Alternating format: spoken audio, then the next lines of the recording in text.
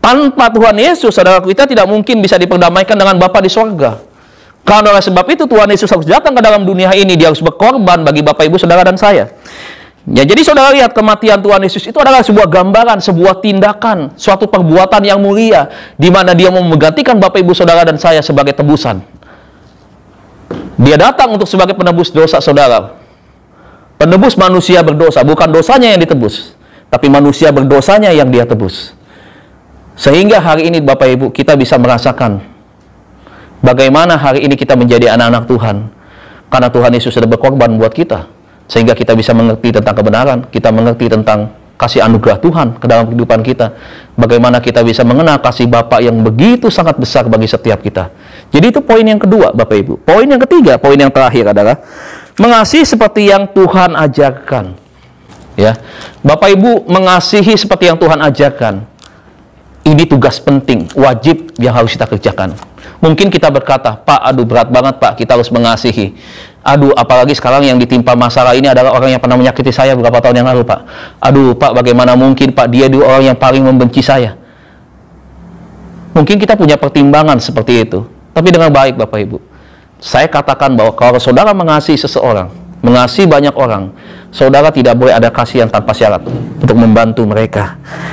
Makanya saya mau bilang begini, kasih itu harus dilandasi, berkorelasi dengan pengampunan. Tidak mungkin orang yang bisa mengampuni, yang tidak bisa mengampuni, dia mengasihi orang lain, tidak mungkin. Jadi yang pertama itu adalah harus bisa mengampuni, kemudian dia baru bisa hidup di dalam kasih. Saya ingatkan anak-anak Tuhan, jangan pernah punya musuh. Saya berharap sampai hari ini, bahkan ketika kau dengar firman Tuhan hari ini, saya berharap saudara tidak ada orang yang menjadi orang yang saudara benci. Saudara tidak ada musuh. Dan saudara juga bukan musuh dari orang lain.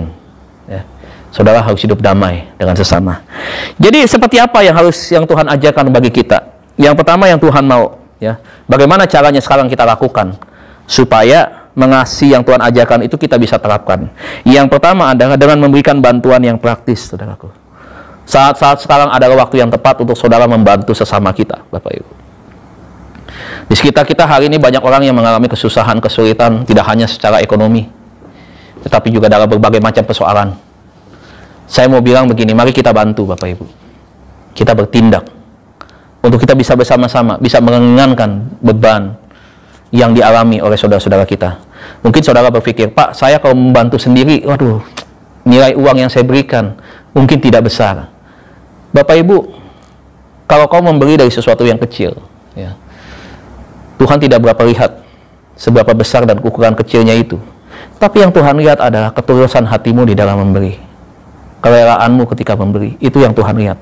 Hati, berbicara tentang hati. Jadi kalau saudara mau, saudara bisa lakukan dengan cara, mungkin saudara ajak teman-teman saudara, saudara dekat, ya. Saudara sama-sama kumpulkan ya, dana yang saudara miliki, terkumpul dalam jumlah berapa, saudara bisa berikan sesuatu, dan saudara bisa bantu. Betul, kalau sendiri mungkin nilainya terlalu kecil. Kita bisa ajak teman-teman kita bisa kolektkan, kita bisa mengumpulkan bersama-sama begitu ya. Ya. Kolektif ya, begitu ya saudaraku ya. Kemudian kita bisa memberikannya. Itu yang pertama, memberikan bantuan yang praktis, yang kelihatan ya.